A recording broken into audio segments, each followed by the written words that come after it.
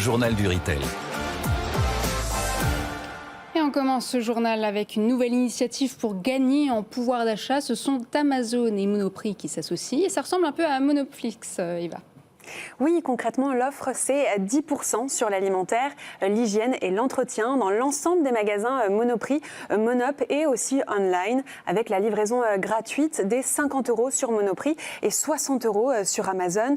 Une stratégie omnicanale lancée par les deux acteurs qui redonne du pouvoir d'achat aux Français, aux clients avant la baisse des prix annoncés pour septembre. Alors l'idée, c'est d'aller chercher les clients là où ils sont sur Amazon.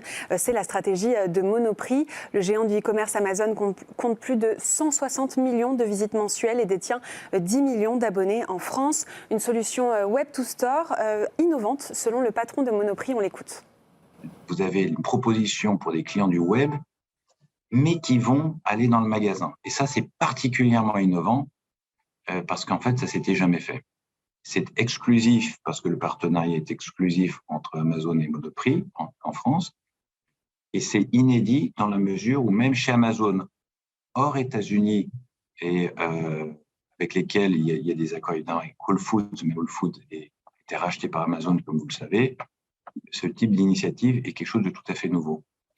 Alors le but, c'est bien sûr d'aller chercher les clients sur le online, ceux qui n'iront pas naturellement dans les magasins, et leur donner du complémentaire en physique, car sur le online, on va chercher des produits de grande consommation, mais le frais s'achète a priori plutôt dans le monde physique. Alors c'est une opération en test and learn qui est mise en place pour une durée de 6 mois. Et puis on commence à avoir plus d'informations sur les offres de reprise de Courtepaille qui est en redressement judiciaire depuis mars. On parle notamment du groupe de restauration La Boucherie qui a fait une offre de reprise. Qu'en est-il, Eva ? Oui, le groupe Angevin La Boucherie devrait reprendre 71 restaurants franchisés sur 76 et 10 restaurants exploités en propre sur 144, ce qui représente à peu près 160 salariés. Sur les 2090 salariés, ce sont près de 1520 salariés qui seront donc licenciés. D'autres offres de reprise partielle ont été déposées concernant moins d'une dizaine de restaurants en gestion directe. On le rappelle, la fréquentation de Courtepaille a baissé de 25% par rapport à 2019, l'an dernier, pour un chiffre d'affaires de 190 millions l'an passé. Le propriétaire de Courtepaille, Napacaro, a proposé, lui, de reclasser 512 salariés au sein d'autres enseignes comme Buffalo Grill ou encore Popeye. Et on voit que le secteur du bio est en grande difficulté depuis ces dernières années. Après Naturéo, Lovive lance une procédure de sauvegarde.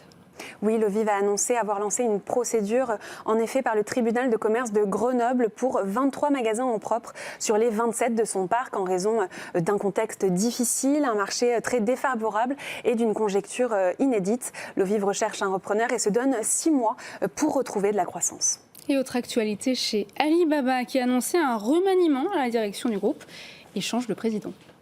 Oui, le pionnier chinois du commerce en ligne promeut son actuel vice-président, Joseph Sitzai, un proche de Jack Ma, à la tête du groupe. Une nomination qui sera effective le 10 septembre prochain. En poste depuis 8 ans, Daniel Zhang, qui dirigeait le groupe, lui va prendre la direction de la branche informatique. Des changements qui interviennent alors qu'Alibaba était visé par un tour de vis réglementaire des autorités contre les géants du secteur de la tech. Et Getir en redressement judiciaire, les salariés de Gorillaz sont en grève. Oui, une trentaine d'employés de la plateforme de livraison Gorillaz ont entamé en début de semaine un mouvement de grève mécontent des propositions de la direction dans le cadre du plan de sauvegarde de l'emploi.